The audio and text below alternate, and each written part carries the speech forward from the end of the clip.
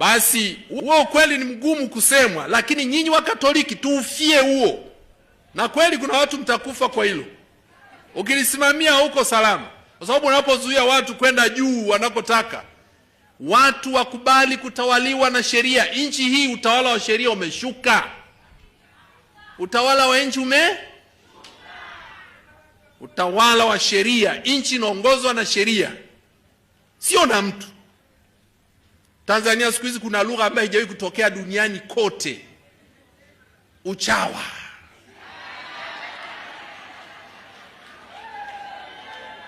Katika karne ya 21 hakuna nchi inayoongoza kwa uchawa, ni Tanzania.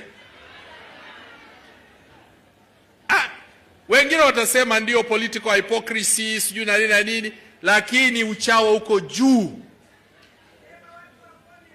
Asio nione mimi, ukweli utawale.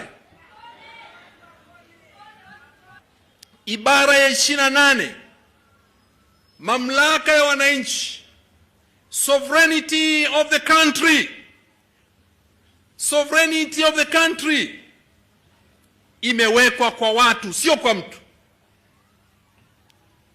Ili nchi iwe nchi inahitaji mambo makubwa matatu.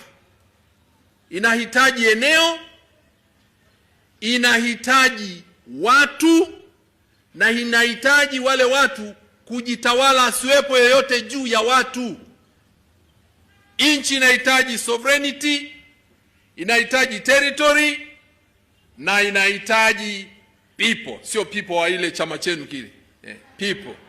Inahitaji watu, raia, na hakuna aliye juu ya hawa raia. Kwa mtu yote anayejifanya huku juu ya raia anafanya kosa moja baya, na bahati nzuri duniani anayechukua nafasi ya watu daima atajaondolewa. Naweza kapita miaka 100, miaka 100 ngapi, ataondolewa.